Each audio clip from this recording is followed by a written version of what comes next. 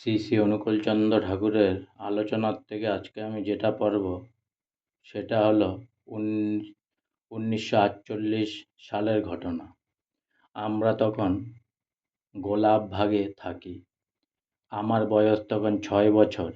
বড়দি, মামনি এরা অনেকেই সিনেমা দেখতে যাচ্ছে। বইয়ের নাম স্বামী। আমি জেদ ধরলাম আমিও যাব। ওরা বলছে এটা বড়দের বই, পরে কোনো ভালো বই এলে নিয়ে যাব। আমারও গো যাবই, না নিয়ে যাওয়ায় কাঁদতে থাকি।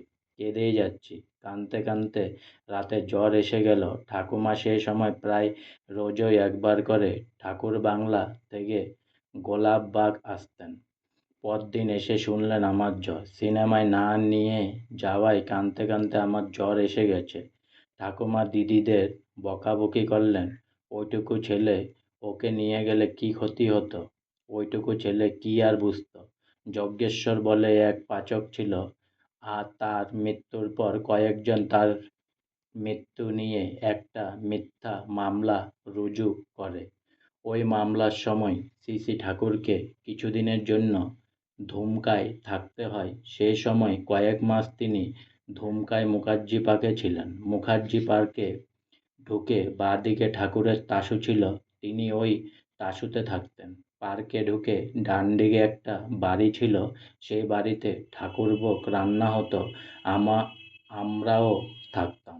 একদিন ঠাকুমা তার বৌমাদের কি কি ঠাকুরভোগ রান্না হবে, কেমন করে করতে হবে বুঝিয়ে দিচ্ছেন।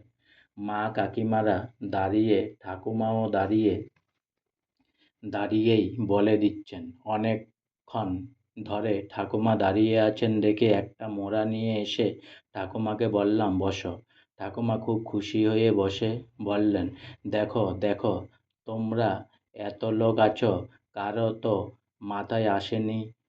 পন্টাই ঠিক বুঝতে পেরেছে ঠাকুমার পায়ে ব্যথা হচ্ছে, তাই মোড়া নিয়ে এসেছে। তোমরা যে বলো পন্টাইকে কেন এত ভালোবাসি, এমনই এমনই কি ভালোবাসি।